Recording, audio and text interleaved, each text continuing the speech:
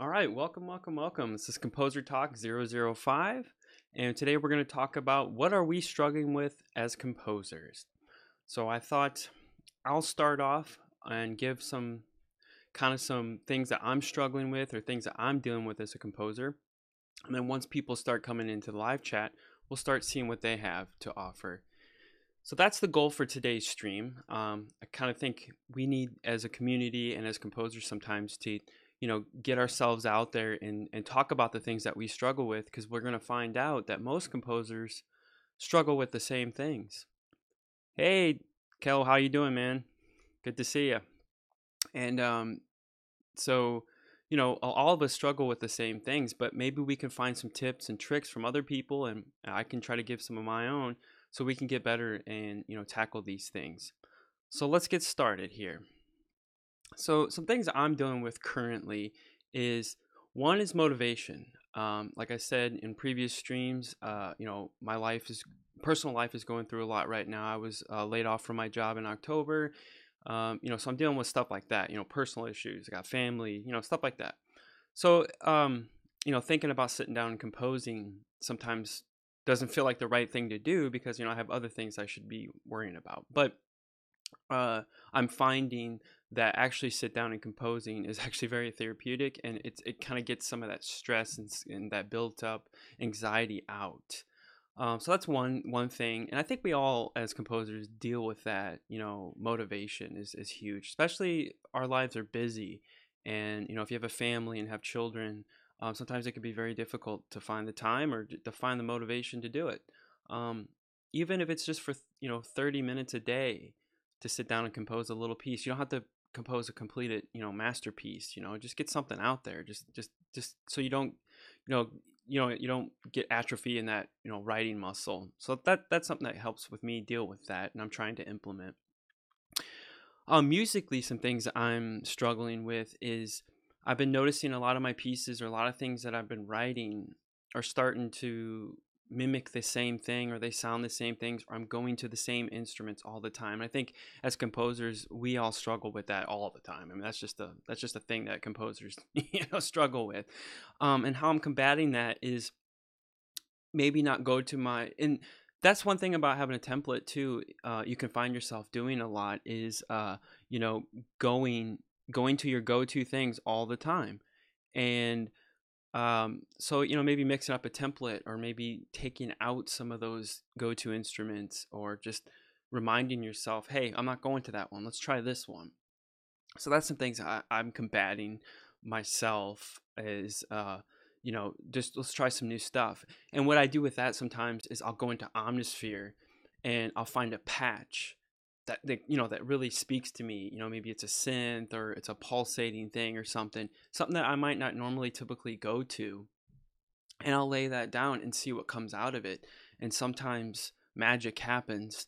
And I know, like I said, those pieces I was writing on composing with coffee, that inspiration for that piece was the unicorda piano from Native Instruments. I was like, I heard it. I was like, I gotta make something with this, and it sparked that whole piece. I mean, it's still work in progress, as everybody knows if you've watched Composing with Coffee, but I had nothing. I literally had nothing. I just had this sample that sounded cool, and I was like, I gotta make a piece out of this, and I did that. So usually that's how I combat that stuff. But that's something I need to work on, and I think deep down I really need to start score studying again, and I need to transcribe some more pieces. I feel like I've been focused too much on just composing and trying to get pieces out there where you can't stop learning. You gotta keep pushing yourself. You gotta find time to learn new stuff, learn new tricks, transcribe. You should be transcribing every day, even if it's for 1 minute, 2 minutes. It doesn't sound like a lot, but in the grand scheme of things, little things add up to big things, and you'll find yourself building up a repertoire of stuff that you learn through transcribing and score study. um I'm not a big fan of score study. I mean, I do look at scores, but I try to transcribe first before I just start reading everything, because you're not really getting it. You know what I mean? Because when you're transcribing the piece, you're internalizing everything, you know. So that's why I don't like just say go get a score and just start reading it like it's a book. You're not really going to get much out of it. You might, I mean, you might get some little tricks here and there, but I think you should transcribe it first to get the best bang for your buck out of that. So that's like two big things right now. And another thing is I kind of alluded to was it's just trying to find the time to compose. Sometimes it's very difficult. Now we're coming into the holiday season, a lot, busy. It's just busy, busy, busy with, personal stuff. So just trying to find that time has been a real battle. I hope to have another video in the future on Composer Talk talking about that. But I thought I should just touch on it today just a little bit. But yeah, these are some struggles that I'm just struggling with currently. I'm curious to know what everybody else is struggling with. I don't know if we have anybody in chat. If we do, please start putting your stuff in there. Let's try to combat this and try to help. That's the whole goal of today's stream. It's not just about me and my struggles. It's about everybody else's struggles and how we can help you and make your composing and make your music better. Let's see some other things that I'm dealing with is learning sample libraries. I'm still trying to learn Hollywood orchestra from East West. I've had it for a while, and trying to learn how to perfect it and how to get the sounds, because sometimes you're going to find out when you're using sample libraries, certain ones, that what you did with that sample library or that instrument doesn't really work with this one. So you have to, it kind of changes the whole flow of your piece sometimes. I'm finding that out too. Because I bounce back and forth between Cinesamples and East West and Berlin woodwinds, which I really love Berlin woodwinds, but sometimes Cinesamples works with that, like strings or brass, and then sometimes it doesn't work and I have to go to East West and use their brass or use their strings. So that's kind of a dilemma too. But yeah, let me see. Let's check chat here. I know someone said hi, so I know we got at least someone watching. Let me pull up the dashboard here on YouTube. Live stream. That's the thing about doing these live streams of Composer Talks is sometimes, we don't get people watching right away. So, it gets kind of, that's the whole point, is to have a community thing. It might be a little too early. All right. So, yeah, some other topics that I had up a list here. So let me pull it up. Okay. There we go. So composing. I think I alluded to some of the stuff that I've been struggling with composing is, and also like getting to, like, I'll get a good start on a piece. Let's say I'll get 8 bars going. I'll go through the first pass of the melody, and then we'll go into that second pass of the melody, kind of change it up a little bit. I'm usually really good at that.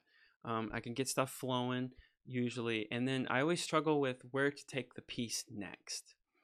So I think everybody struggles with that too. But for me, that's where I hit my parts, is that B section, or do we extend the A section? And I think you guys saw that with Composing with Coffee. We started hitting that.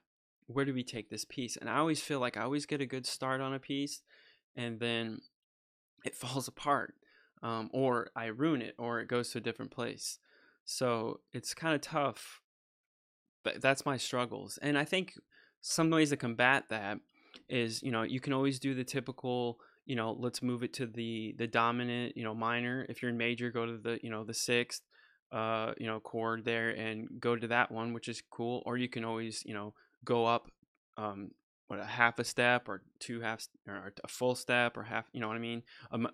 Major second or minor second. I mean, there's so many things you can do, but sometimes when you do that stuff, it changes your piece. I need to brush up on my theory. It seems like it's like one of those things, like you do theory and you just kind of know it, but sometimes when you talk about it, it's kind of hard to relate to it. But yeah, that's a big one for me, and it's happened to a lot of pieces that I've been doing recently, and I don't know why, but I think it's just a hurdle that I need to get over. I think a lot of people struggle with that. What's some things that people are struggling with right now? that's watching? I'm curious to know, because I know for me it's the composing aspect, and I think that's everybody's. Is just what, how do I make this piece better and stuff, and that just comes with time. Um, and I think another thing that can help with that is don't get discouraged if your piece is, if you can't write a full piece. You know what I mean? Like, let's say you get 8 bars in, 16 bars in, you get to the B section, it's just not working for you. Stop that piece, move on to another piece, maybe another piece that you abandoned for a little bit, or start a new piece. I kind of frown on starting new pieces right away, because then you're just going to abandon that idea, and then you're going to get all, excited about the new piece, and then you're going to hit that wall again with that piece. And then there you go, now you got 2 unfinished pieces. So if you hit the wall on that second piece, go back to that first piece that you were working on. It's always good to revisit pieces that you're working on, and try and finish them, because you'll learn a lot from that experience of working on pieces and trying to make them work, because maybe you weren't at that level yet to finish that piece. Maybe there was something else that you had to learn, or you had to listen to a new piece or transcribe a new piece to get the information to take that piece you were working on and make it work. So that's some things I try to do. I need to do more. I think sometimes as composers, or just me personally, we fall victim of, like, I just got to compose music, and we forget that, hey, sometimes we have to actually go back and study and learn music and learn the language of music, because music is a language. It's just like learning how to talk, how to speak. You got to learn the rules. You got to learn everything. I mean, let's not talk about rules here, but you got to learn why you use certain contexts of words, especially with English. What is one of the hardest languages to learn for people, because words can mean 5 different, like one word can mean 5 different things. So we got to think of music in that sense too, because you can learn one scale, but there's so many different scales and chords, and you got 7th chords, 9th chords, 13th, and major, minor, suspended, oh, it's just crazy. And so you got to learn the language. So that helps too. Maybe you just weren't there yet on that piece. You weren't at the level yet to finish that piece. So don't get discouraged. I know I get discouraged all the time. I know I'll be writing a piece and then I get to that wall, and then I go into like a little depression for the rest of the day, and I'm just like bummed out. Like, oh yeah, and I suck as a composer. We all go through that. So if you're new, don't let that stop you.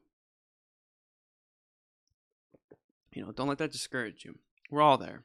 Even the best composers go through that too. But it's that breakthrough.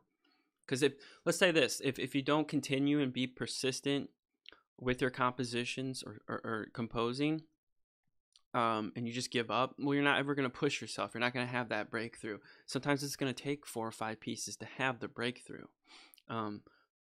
Sometimes there's just pieces that we just can't finish, but I think it's one of those things, is always keep that piece there and try to come back to it someday. When you're stuck on another piece you're working on, come to that other, go back to that other piece, because maybe it's just not working for you for that day. So that's some stuff I'm struggling with and dealing with lately. I seem to go through periods of creativity where just stuff it just happens, and everything just seems to work, and magic and happens. And then there's just times that nothing happens for me and works, and that's the tough time. So you have to push through that and break through. All right. So I have on some other topics we can talk about is sample libraries. If we're having troubles with sample libraries, I think for me the troubles that I have for sample libraries is the programming of them. That's the huge thing, because Jazz Rock, hello from Germany. How are you doing? Welcome, welcome, welcome. Glad to have you here from Germany. It's so crazy that people are all over the world joining in, man. It's awesome. So what's some things you're struggling with, Jazz Rock?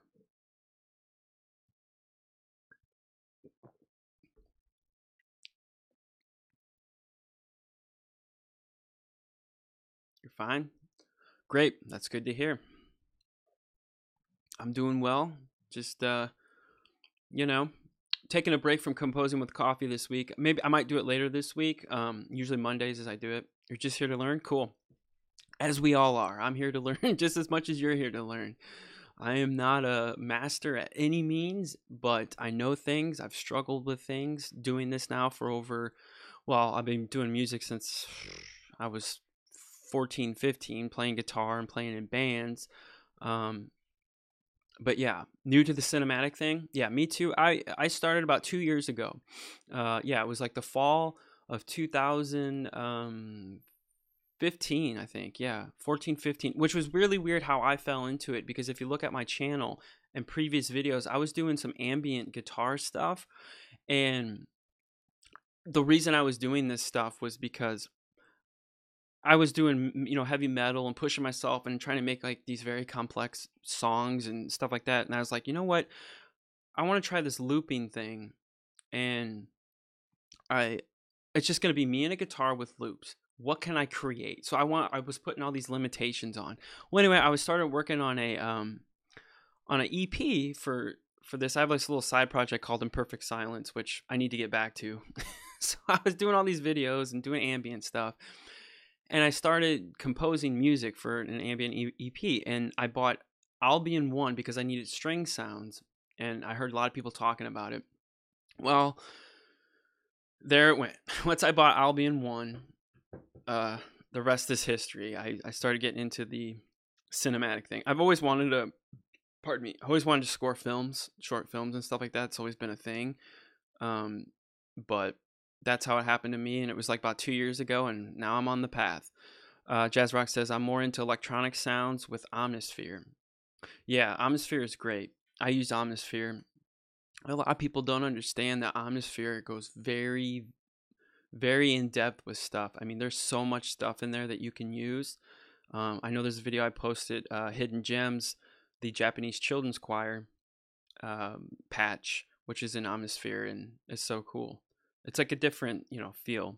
But yeah, so that's some of my background. I don't know how much you caught of the earlier of the stream, but I was talking about some of my struggles that I'm having as a composer, and that's the whole live stream today. It's a Q&A, because I've noticed the last couple composing with coffees, everybody has had a lot of questions. So I like, let's put the composing with coffee on hold for a week, and let's have a Q&A.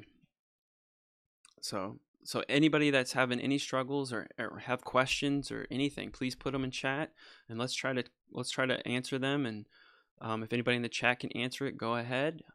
I will do my best to give you the best advice, what's worked for me, or some struggles that I've had, because I'm pretty sure all these new people, I've had the same struggles as you, or I'm currently having the same struggles. So feel free to pop them in there. Yes, it's the Photoshop of synths. I was here before. I know your streams. Oh, cool. Yeah, I thought your name looked very familiar. That's cool. I'm glad you're back. I always like seeing repeat customers, because that means I'm helping people, and that's the whole goal of all these videos. Oh, you use Cubase 9.5? Nice. Yeah, when I made that switch, see, I used to use Logic. I was using Logic when I first started out, and then with the whole Mac, is Apple going to put out a new Mac Pro, and all that stuff in a computer, I was like, well, if I have to go to Windows, I need to find a DAW that's going to work on Windows. And Cubase kept popping in my ear. I kept hearing people talk about Cubase, and so I think it was a little over a year ago. I think it was last year. I made the switch. So it's been about a year and a half that I've been using Cubase, and I love it. It was the best decision I've ever made. I know it's not always going to work for everybody, but it works for me. I love Cubase, especially Cubase 9.5. When they made, or Cubase 8, I think, or 8.5 or 9, when they made the windows all in one, whether or not just separate windows, that was it for me. I was like, okay, I'm in. That pretty much solidified that, okay, I'm a Cubase user. I was looking at Digital Performer, and sometimes I wish I went that route. I like the search function in DP. Like you can search for instruments and it will pull up those instruments, which is really nice. But anyway. All right, looks like we have 4 people watching. Anybody, if you have any struggles, Don't be shy. This is I'm not gonna we're not gonna bash you. We're not gonna look down on you. That we're not having that here. This is a place for help and growth. We all struggle as composers. Don't be shy. Put it out there. We will help you. I don't claim to be the best, greatest, but I've learned some stuff, and uh, you know what I mean. And I don't claim to be the best, and I will not laugh or you know what I mean. To ask stupid questions. That's how you learn. That's how you grow. Jazz Rock says you won't regret the Cubase choice on a long term. No, I do not regret it one bit. And I've noticed a lot of Logic guys are switching to Cubase. I think Cubase right now is the place to be for composers and stuff like that. I bet Cubase stays forever. A lot of DAWs will disappear. Yeah, I mean, there's always going to be a lot of DAWs. You know, there's always going to be that. Competition is good because the thing we don't want to get into is where Cubase is the leader and there's nobody else. There's no competition. So Cubase stagnates and stops putting in great features and stops with the you know what I mean? They just keep pumping out new releases that don't really do anything. And then you get stagnant and you know what I mean? And then it becomes not the best.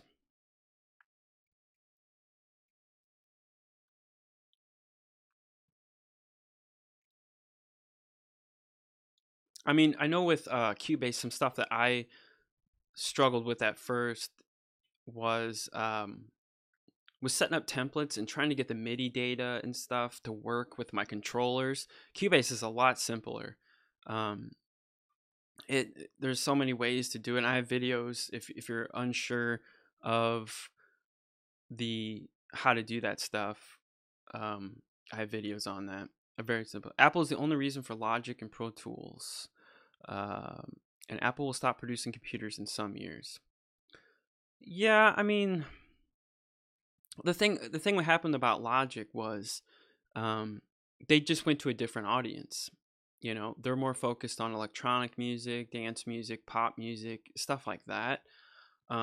So that's the market they're going after, which makes sense because if you look at the music landscape right now, that's electronic producers and DJs and all that stuff. That's like the predominant of music right now. So of course they're going to go there. They have to go where they're going to make money. So it makes sense. But Cubase appeals to everybody, but they're starting to get that market for composers. People that compose, film, TV, stuff like that. They're starting to put those features in that people want, and as long as they listen to the community, it should be great. Yeah, don't worry about the typos. Typos are fun. We all make those. So I'm trying something new. I have Restream chat, and so because I know I'm streaming on Twitch, so if anybody's watching on Twitch, feel free to chat. I will be reading them, and so I'm trying that. So it has both chats in one room. So I'm working out the kinks on that. I think I need to change some of the times of the chat. Let me see. So I want to know what people are struggling with.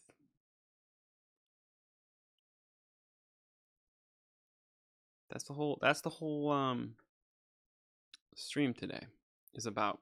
The struggles as a composer. Is it composing? Anything you're struggling with your compositions?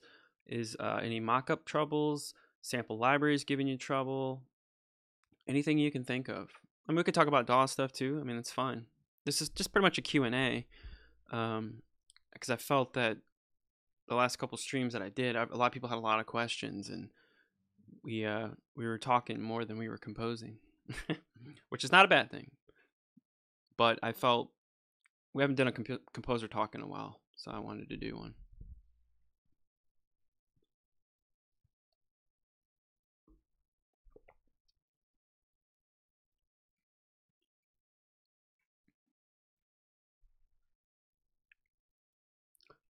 Yeah, so if, here we go. You can pop out both chat windows and arrange on. Yeah, that's what I was doing on the composing with chats or composing with coffee live streams. I just had both chats open.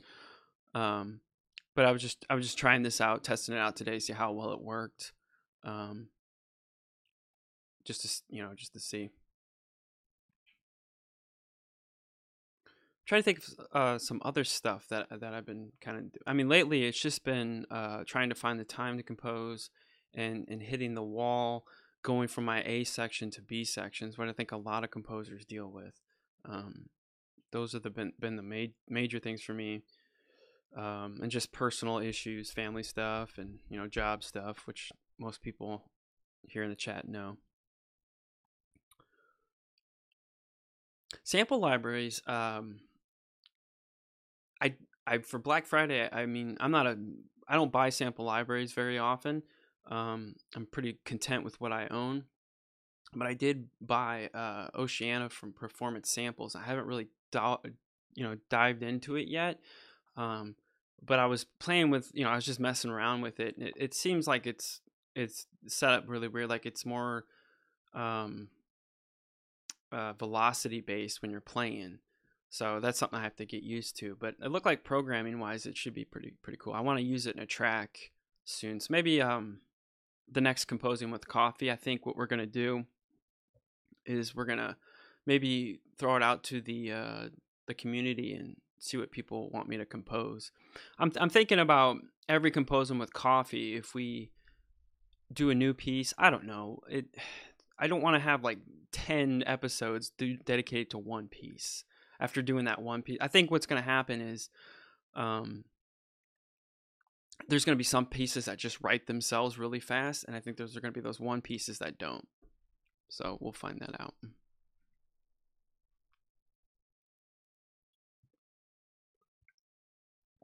But I do have coffee. I wanted to do Composing with Coffee this morning, but I was like, man, I've done it, and I just thought we should have a Q&A. All right, I see 3 people. Anybody have any questions, anything? Any struggles? That's how this is going to work. This can't work without you guys.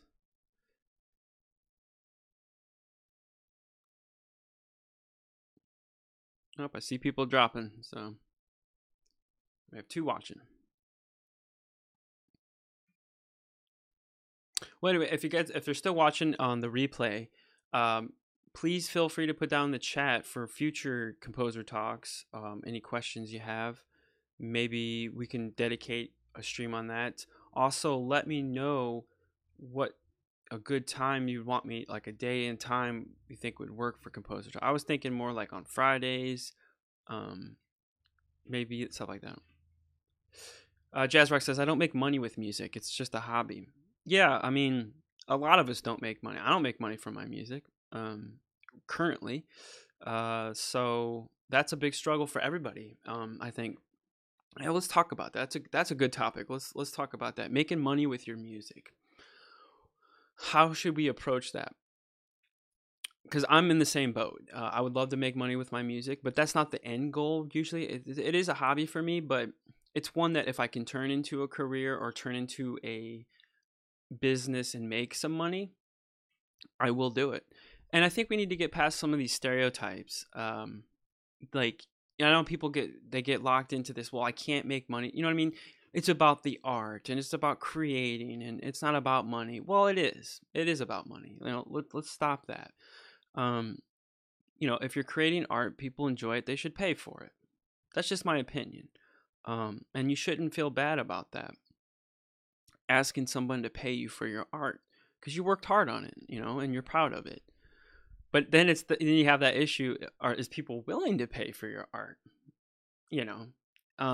And that's another struggle that, as a composer and as a creative, we all deal with. I deal with, especially if you're trying to get films, film work, and if most people don't want to pay you. So I'm kind of coming up with this thing is I'm gonna try this strategy. I might have this. Daniel says it's all about connection that really helps you in the industry. Yeah, I agree 100%. It's who you know and how you know them. That's how you get work. That's how you get jobs. And Jazz Rock says I would suggest this to everybody to watch Rick Beato's streams. He definitely shows about the truth, about the background, and how to make money and how hard it is. Yeah, Rick Beato is amazing. That dude, he pops out so much content. Sometimes it's hard to keep up, but yeah, I watch him. I'm subscribed to him. Definitely recommend. He's been around. He knows the biz. I'm fresh. I'm like all you out there, and that's why I start this channel. This channel is about me on my journey and sharing that journey with you and helping the newer people that are just starting. Because I got about a year or two ahead of most people that are just starting out. So I've learned some stuff. I've worked on 2 small films that were local. Currently working on one. It's kind of ongoing, all unpaid. And I might have a film that I might collaborate here soon. So things are happening a little here and there. But am I going to get paid? I don't know. We'll see. But the strategy I was going to say is, even if you ask a director, hey, just pay me $10, pay me what you think you can pay me. You know what I mean? That kind of gets the conversation. Whatever you think you can pay me, if it's $1, pay me $1. Because you want to get into that. If you're going to do this for a career, or you want to make money with your music, don't be afraid to say, hey, give me what you think I'm worth. If it's $1, hey, you made $1 from your music. That's more than most people can say. But you also, I kind of want to save some of this because I want to have a future composer talk, but we can get into it a little bit, about ways to make, how to get connections and stuff. But like what Daniel said, yeah, it's who you know and how you know them. So you have to go where filmmakers are, where they hang out. If you want to be a film composer, you got to go mingle with them. You got to be their friend. And that's what I'm finding out. So a little trick, just a little side note, little trick that I use. And another thing here, before I say this, is a lot of us are chasing Hollywood. Don't chase Hollywood. Stop that. Stop chasing this Hollywood. I gotta be Hans Zimmer, John. Stop. Chase local. And then you're gonna say, well, there's nobody making films. Yes, there is. There's people making films near you. If you live in a small town, I understand that. I'm sure there's a town near you where somebody's making something. But there's the internet. You got to go where filmmakers are. But you can't just go in there and okay, I'm a composer, I want to score your film. You got to make friends with them. And you got to talk shop with them, talk movies or talk scores with them. That's how you get in.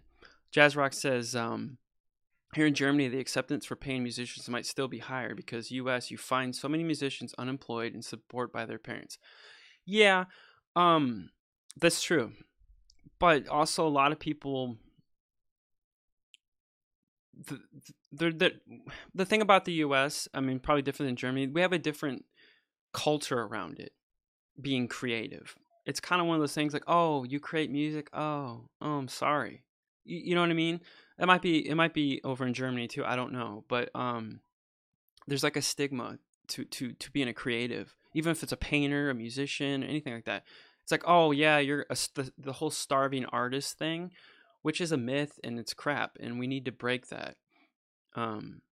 Jazz Rock says we have a social system that supports the serious music like jazz and class. Yeah, see, it's all about how people approach it, as a community and stuff. If they take it seriously and if they respect the arts, which a lot of people don't, here in America.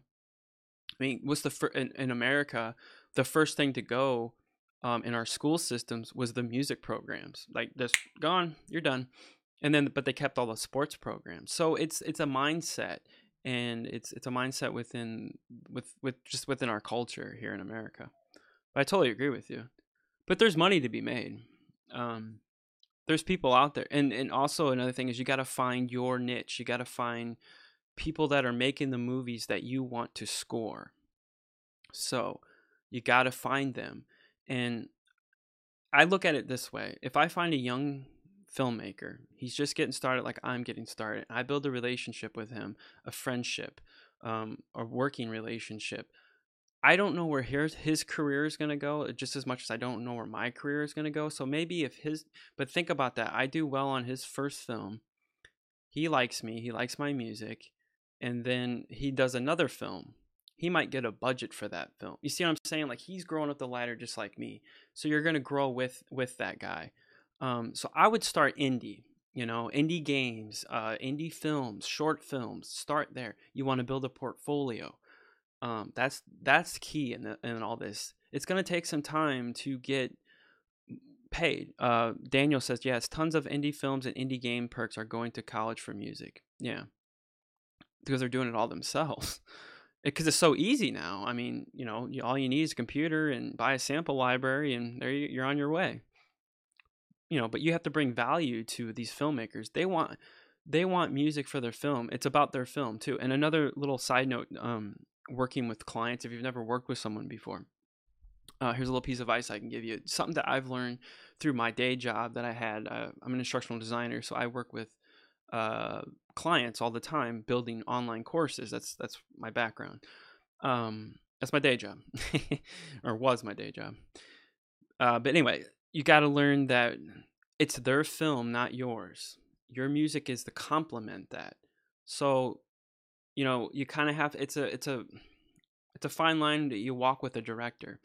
You want your music to be good, but yet you want their film to be good. So you want your music to support their film. At the end of the day, you're there to look them. You're there. Your music is there to make their film look good.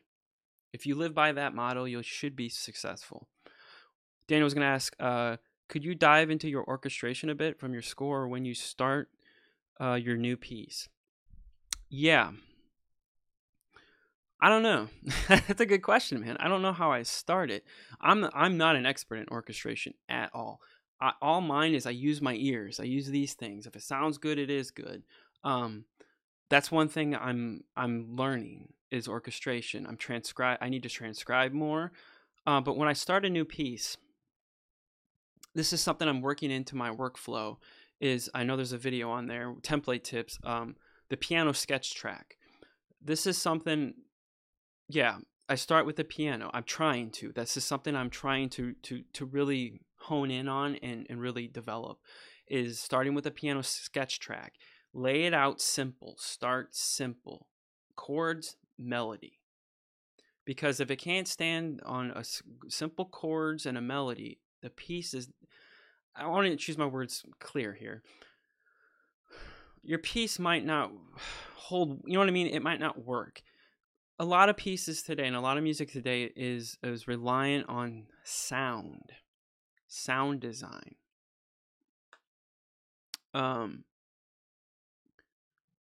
Yeah, Jazz Rock says, which is all what composers did in the past. Yeah, they wrote on the piano and then they wrote it out on paper. They didn't know what it sounded like on a symphony. They just knew that, and plus they understood the instruments of the orchestra. That's another thing that we as composers today don't know. We don't know. A lot of people don't know is what a flute can actually do, what it sounds like, how a player would play it. So that's orchestration. Daniel said, interesting you don't fall back into some theory. I'm about to talk my orchestra class next semester. Yeah, I took a theory class in college. I took Theory 1. I got a D. But you got to understand, I'm a guitar player right there. I'm self-taught. And it was very enlightening, though, that one semester I took. And I don't get hung up on theory. I know basic theory. I know the chords. I know how to build a chord. I know a scale. I know how to build a major. And I know how to build a minor scale. I know how to build chords, basic chords. I'm not I don't know. I mean, I think theory is very important, but I think we rely on it too much. But you need to know it. So it's one of those things. Jazz Rock said, remember Beethoven was deaf in the end of his career, so all he had was his imagination. Yeah, but he had a career that he knew exactly what the orchestra can do, what the instrument sounds like. But yeah, he was deaf, but he had the experience and the knowledge. He wrote how many, symphonies at that point. But yeah, I hear your point, Jazz. And I agree with it. I think something I struggle with too, and this falls in line with what we're talking about is, being creative. If you put too many, sometimes you have to put locks down on your creativity. You have to say, okay, I'm only going to compose a piece with this, and this. That's it. What can I do? Limitation creates more creativity. And the problem we face now with these sample libraries is you have every freaking instrument at your fingertip. All you have to do is hit a button.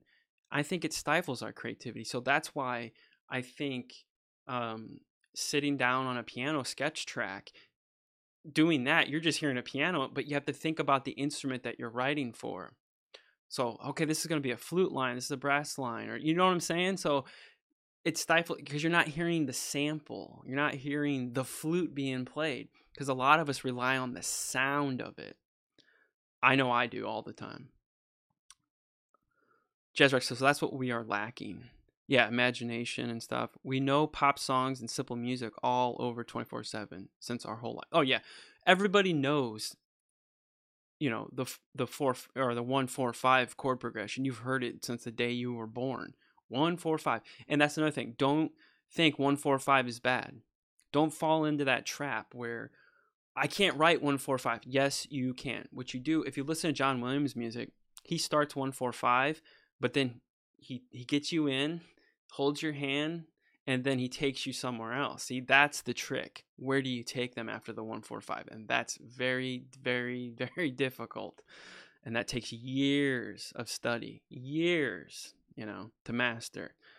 But yeah, 1-4-5 is okay, you know, or 2-5-1, or you know, 1-6-5, or wait, 1-6-4-5, or you know what I mean, those chord progressions that are all over rock and pop music, they work. You know, all we're doing is repackaging the same freaking chord progressions. you know. You know, when you're a young composer, new composer, you go through that. I gotta create something unique. No, you don't. Find out what's there, take it, learn it, make it your own, steal it. Anyway, off the soapbox. I fell victim to that. I'm just telling you from experience. Like I said, I've been a composer in one way or another with a guitar. I've always had dreams of composing symphonic music. It's just been a thing. Never really studied it. You know, I didn't learn. I just kind of hear it. You know, I reverse engineer. And these are all the pitfalls I had early on in my thing. You know, and I'm almost 36. I'll be 36 on Wednesday, and it's all starting to kind of make sense to me. So if I could have told my younger self, you know, 20 years ago, hey, don't do this, don't do that, I might be a little bit farther along, but that's part of the journey. Jazz Rock says, I wish we had serious music education from kindergarten. Then 20 years later, you could get into, the worst thing we did here in America was get rid of music education. It's vital to every kid. Even if you're not going to be a musician, you still need to learn music. Because, you know, learning an instrument learns dedication. You know, you learn how to use a part of your mind. You learn how to be creative. You learn how to, I'm using a lot. You know, work ethic. You learn how to build a work ethic, and you learn how to strive to accomplish things. You're not going to learn an instrument in one day. It takes years to master. And, you know, that's what everybody needs, even if you're not going to be a musician. You can translate those skills later on in life. But here in America, we don't value that as much. We value football and, you know, sports. But not that that's bad. I just, you know, it's sad. All right. Let's see. Did I miss any comments here? But Daniel, to answer your question, sorry, I meant to answer it, was how I orchestration. I don't really know classical orchestration, and I don't consider myself a classical composer, and that's not what I want to be. I just want to be me. I want to be what I do. You know, and I think today that we live in is we're free of that. You don't have to be you know, a John Williams. I mean, there's people out there that aren't John Williams that are making millions of dollars. You know what I mean? So, and most audience people, they don't want John Williams music until they actually hear John Williams music and how it affects a movie. You know, anyway, but that's a different conversation. But yeah, to answer your conversation about orchestration, I'm learning. I'm still learning like everybody else. And I'm not really studying it like I should.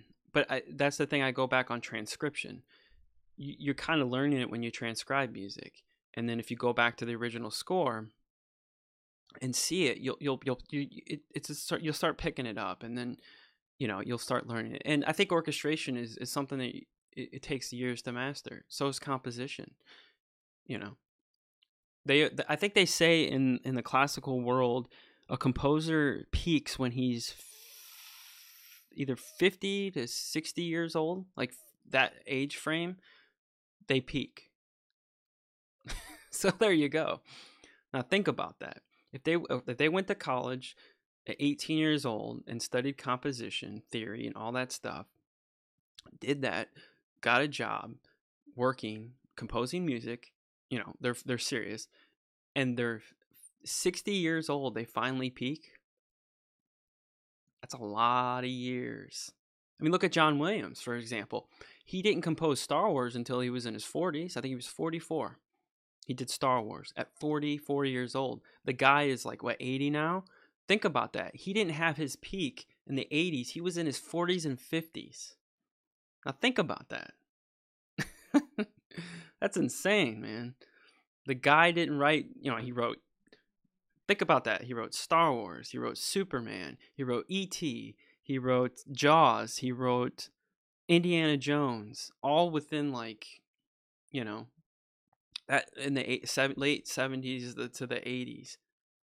Just bam, bam, bam, bam. The golden era of John Williams. And he was in his late 40s, early 50s. Wow.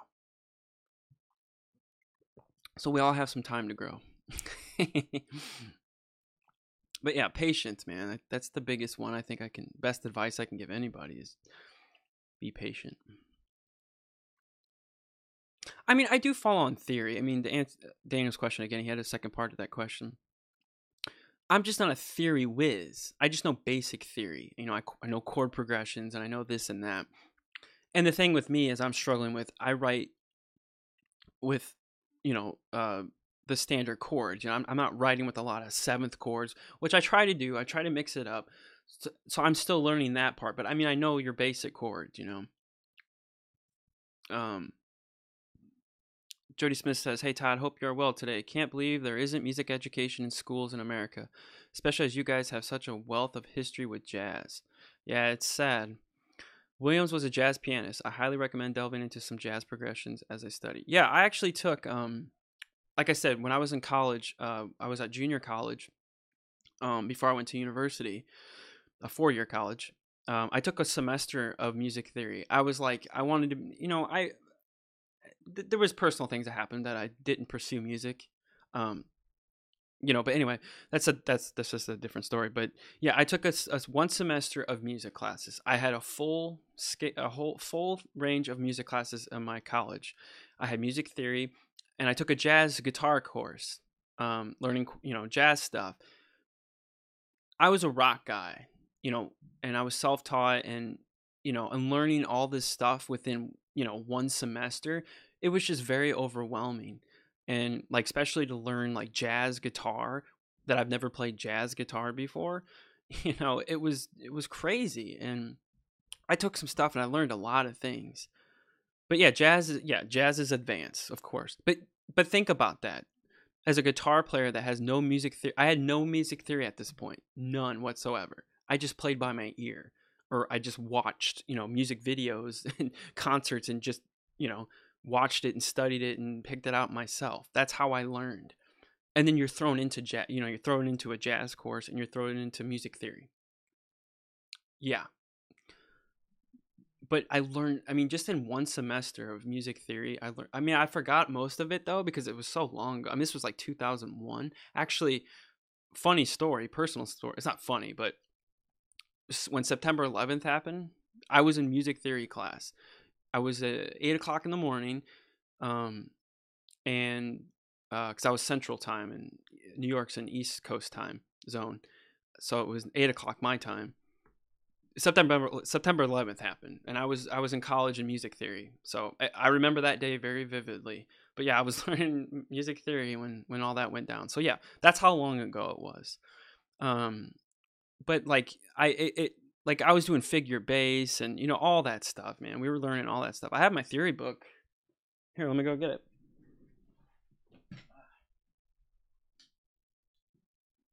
I actually still have it right here. Tonal harmony. fourth edition. So I pull this book out once in a while and I read it, but I did most of this stuff. I learned all that stuff. So it's there in there somewhere. So I guess I probably pull it out occasionally, but that's my theory book that I took in college. So think about that. A rock guitar, metal guitar player that doesn't know a damn thing about music theory, and then you throw this book on them. Yeah, that's why I got a D. Jody Smith says, jazz rock not necessary. Understand 1, 4, 5 progressions, and then delve into 2, 5, 1, and some basic standards like I've got rhythm, understand the harmony. Yeah, we did all that. Yeah. Well, actually, my teacher that I had, my theory teacher in jazz, I was in jazz band. He told me, and I'm not trying to gloat or anything. He just said, if you learn how to play jazz, you can probably do it very well, because I'm good at improvising. I love improvising. Like just on the spot, like just making stuff up. So I'm trying to relate that improvised thing on the piano in my compositions, which is I'm having a really hard time because I'm a guitar player. I never learned piano. So when I was in theory class, most people learn piano, right? They take piano lessons when they're a music student. Well, I took guitar because that was my main instrument. And I wanted to be a guitar player. I was at the time, this was like 2001. I was into Yngwie Malmsteen and Jason Becker, Marty Friedman, and Steve Vai and Joe Sat. I mean, I was in that world. Like, I want to be like Yngwie Malmsteen. And then I got Uli John. Then the whole world opened up, and I got into that world of guitar players. But yeah, so that was the path that I was on at that time. So that's why I took guitar instead of piano, which I kick myself now because now I have to learn how to play piano. And like I said, I got this little book here, level 1 keyboard, and I've been neglecting. I haven't really. I was doing really well on it and doing it every day for like 10 minutes, and I was getting good, and then I stopped doing it. So I need to get back into it. But it's a really good book for people that haven't played and they really want to, because it teaches, actually, like if you're not really good at sight reading. It actually helps you sight read too, which I don't really know very well. So I really recommend that book. I think I'll put a link down again in this video, but there is well, actually, if you just go down to the link for the Composer Essentials, my kit, it's at kit.com/Todd K. Edwards. You can find it in there. I have it in there. I starting to add some stuff in there, and it will grow over time.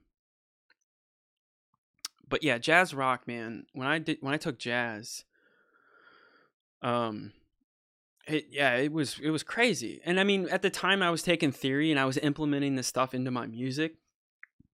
Pardon me. I saw changes happen with my compositions.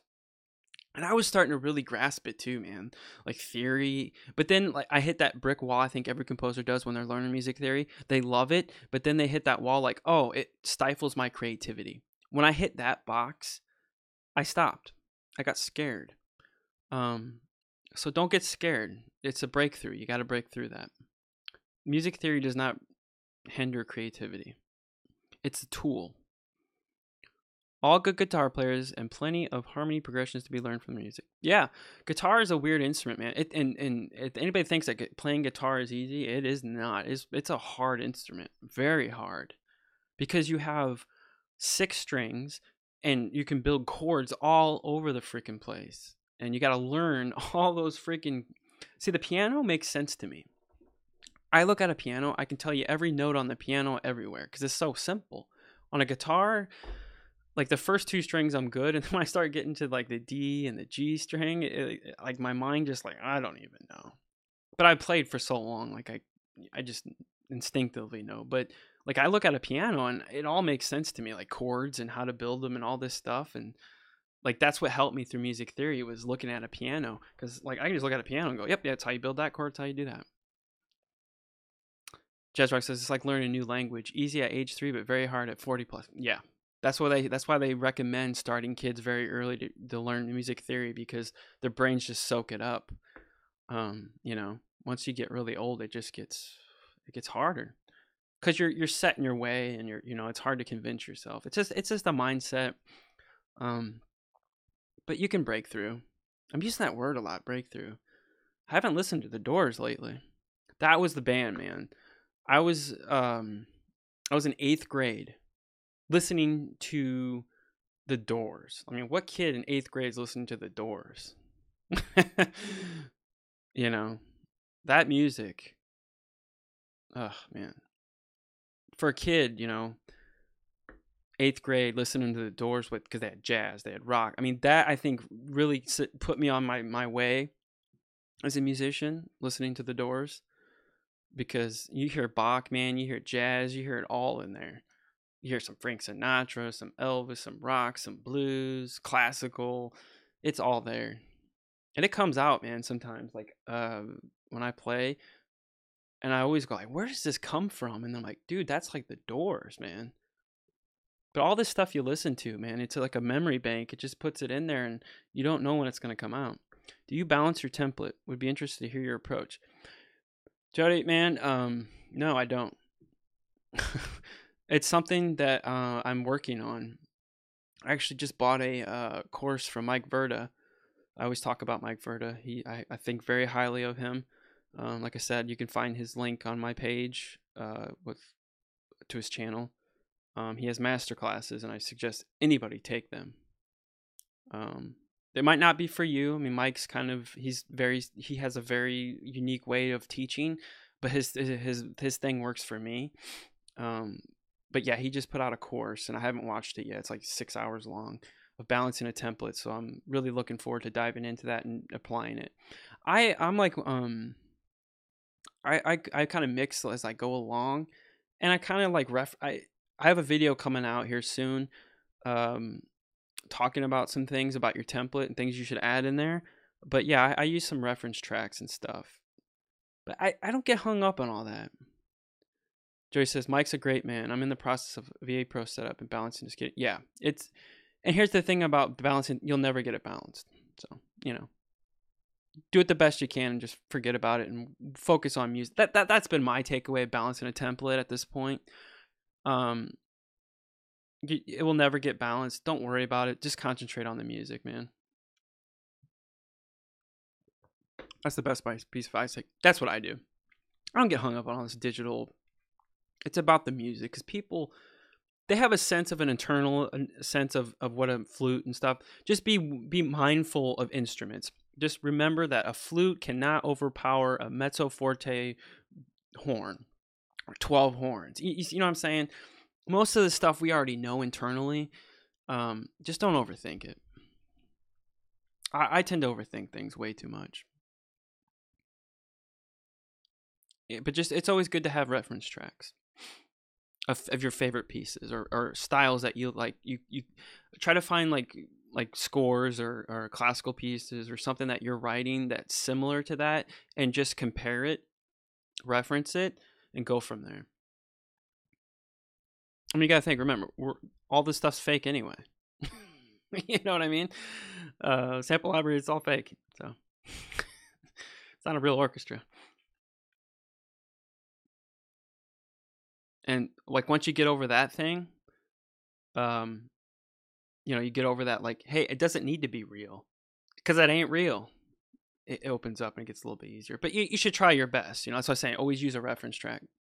I agree. People get lost in templates, though it's a one-time setup, and it will save me hundreds of hours of working with tight down. Yeah, templates huge, but yeah, people get just same with sample libraries. People get lost in sample libraries. They chase.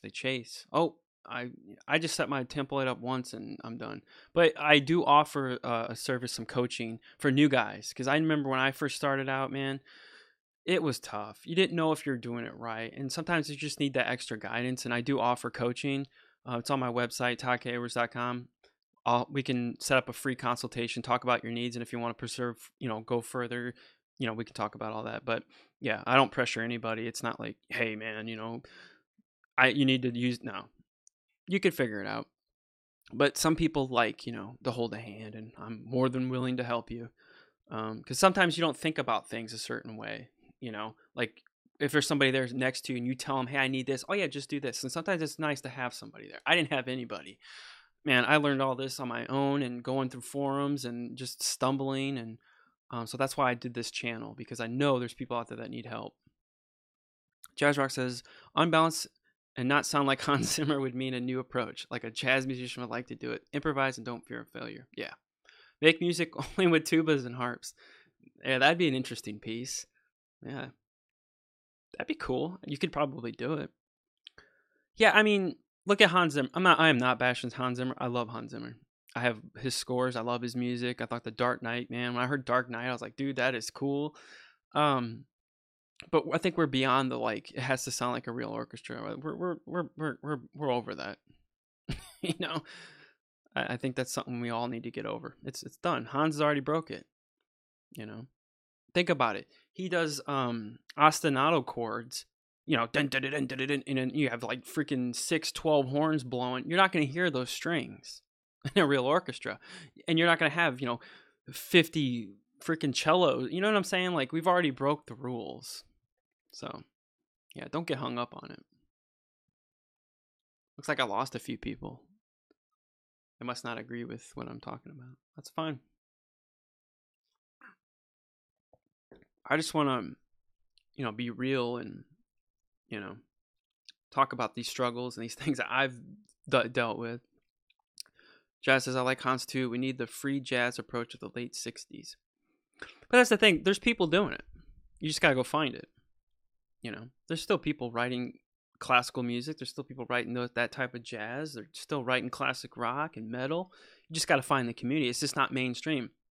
And that's what I was saying way in the beginning of the stream was for people that want to get into film scoring or TV or games, don't chase Hollywood right now. You're just getting started. Start local. Best piece of advice. And make friendships. And the people in these fields, that you want to go into, you got to find somebody that's just getting started there, that has a little bit under their belt, and befriend them. That's how you get work. And that's something I'm struggling with. I'm learning. Like I said, I actually the first job I ever got, I wasn't paid, but I just went on a Facebook group local here to my community, and I just reached out and I said, hey, and then someone contacted me, and you'd be surprised how many of those people out there that want a composer. You're probably not going to get paid, but you got to start somewhere. But you don't know where that friendship is going to go in the future, because think about it. He might be doing his first film now, but maybe 3 films from now, he's going to write something that your music will work for. He'll remember, and maybe he has a budget now. Hey, man, I can pay you. See what I'm saying? You don't know where it's going to go to. Just like Zappa changed rock music. Yeah, Frank Zappa. I remember when I got into Zappa. Oh, man. Wow. Blew my mind. I'm not a huge Zappa fan. I mean, I respect him because I know that guy had chops, man. And I like Steve Vai, so there you go. That was the connection. That's how I got into Frank Zappa, was through Steve Vai. Because I loved Steve Vai's Flexible album. I'm a weird person. I like weird music. Most people don't like Flexible, but I loved it. I thought it was brilliant. I went through that phase. I went through that phase at that time, like 2001, 2002. I went through a Flexible. I had to make all this weird music. I think I have some examples somewhere. Early stuff, man. I mean, I gotta find it, but I'm pretty sure I have some stuff here. Let's see. Might be able to play it for you. So this has been it's been a disease for a long time. I've always been fascinated with recording. Back when I was in high school in the 90s, this has been like 98, 99, I found my dad's old dual cassette tape recorder, and it had 2 inputs for left and right, for mic input. That was my recording studio, but it was all one take. So I had a little band, and we used to write music, and we put 2 microphones that we got from Best Buy, the crappiest things, and we would just set them up, and we'd play, and it would capture it, left and right channels. And that's what we would do. So it's been a disease for me a long time, because back then, you couldn't get what we have today. I mean, that cost you like $10,000. I remember I wanted to get a 4-track recorder, and I think those things cost like $500 back then. Always wanted one. But now, we have it. Yeah, that's why I'm more into sound design with Atmosphere, because I'll never be a composer. Too late. No, it's never too late, man. Get that out of your head. It's never too late. It's just, it might be a little harder to learn, but it's never too late. Don't think that. So you already setting yourself up to fail by saying that. So no, it's never too late, man. I'm 30. I'm gonna be 36 in Wednesday. I'm just not. I just got started 2 years ago doing this. Yeah, I mean, I played music and rock music, but this whole film thing, I'm just getting started too. And if you have that mindset, yeah, you're not gonna make it. But get that out of your the grandiose, I'm gonna be famous, and get that out of your head, man. Oh, you're 62. It's never too late, man. Never too late. There's people that start businesses in their 60s. They're freaking writing books at 60. It's never too late, man. If you have the will, you have the drive, you have the passion. It doesn't matter how old you are. It's just a number. Like I said, classical composers peak in their 50s, 60s, and 70s. So there you go. You're right. You're right there. I feel you. I know what you mean. I know what you're going at. I'm 30, 35, and I felt like I'm at the end. But we gotta stop playing the compare game. Don't compare yourself to another composer. No, I said it's art. Yeah, you've already said it. I know. This is a hobby to me too, but there's something deep inside me telling me that this is what I need to do. I won't try to get a job on these skills. You might be able to get a job. You'd be surprised what you can get. You'd be surprised. Don't sell yourself short. I thought I would never get. Like I said, I didn't get paid, but I had 2 jobs. I have 2 IMDb credits. There you go. And that's all that freaking matters. Because when I go get another job somewhere on a film, they're going to ask, do you have any IMDb? Yeah, I have 2. Go check them out. There you go. But I'm trying to make connections. I'm trying to connect with some local filmmakers here. And I just connected with a guy who just sent me a script for a World War II thing. It looks pretty cool, man. Something, and I'm like, oh my God, here we go. We can do some Save It Private Ryan. Well, initially what happened was I reached out on a forum, and I'm looking because I want to score a post-apocalyptic movie. I love those movies, and I think I could do something really cool with it. So I just put it out there. I was like, man, is anybody working on a post-apocalyptic movie? I'd love to score it. I didn't say I want to be paid. I just said I want to do it. And then someone reached out and said, hey, man, I actually have a script I'm working on. I'm doing a film right now, but I have one coming up that I'm probably going to get to next year. I love your music. Yeah, I would like you to do it. Now we're in talks. And now he said, yeah, well, this World War II thing, I already have a composer, but hey, maybe you both can work on it, collaborate. I'm like, sure, man. Sounds good. So there you go. I have a potential opportunity. Building credits, building a portfolio.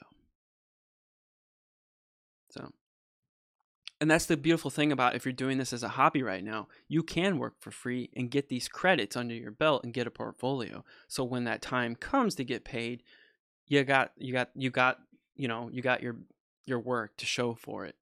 Yeah, I've already done that, man. I've already worked on 5 films. You have proof, because that's what I was faced with when I first got started looking for films a year ago. What have you done? You have a portfolio? You have any tracks? So I just had sample tracks that I just wrote, that I just write for myself. And, and eventually some guy just said, yeah, write this, man. And he took a chance, and I wrote one little piece for a film. The composer that worked on the film, he didn't have time to write. So he just hey, can you write something for this?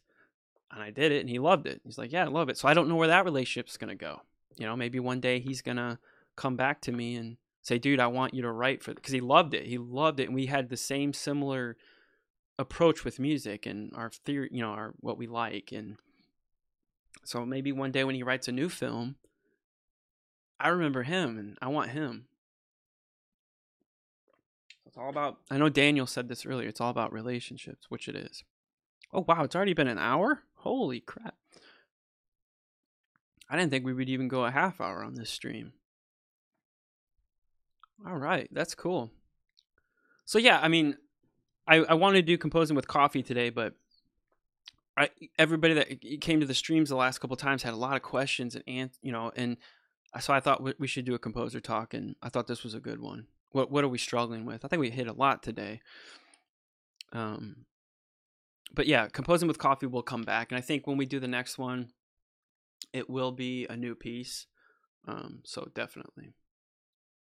And then I have a couple of ideas for just regular videos that will be coming out.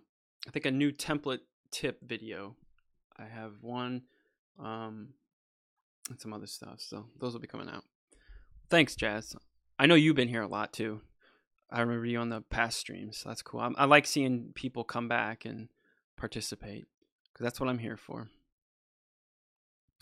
Well, I don't have much to talk about. I've already talked about my struggles, and I think everybody kind of money. I know that was a big one. I was hoping some people would talk about more about composing. That's cool. So I think we'll end it here. It was a great chat. I don't want to go too long, but I appreciate everybody coming to the live stream today for Composer Talk number 005. Can't believe it's number 5. What are you struggling with as a composer? Hope you got some value out of this. If you have any questions or anything that we didn't tackle, please hit it down in the comment section. Leave a comment, or you can send me an email or send a tweet to me. It's at Todd K. Edwards.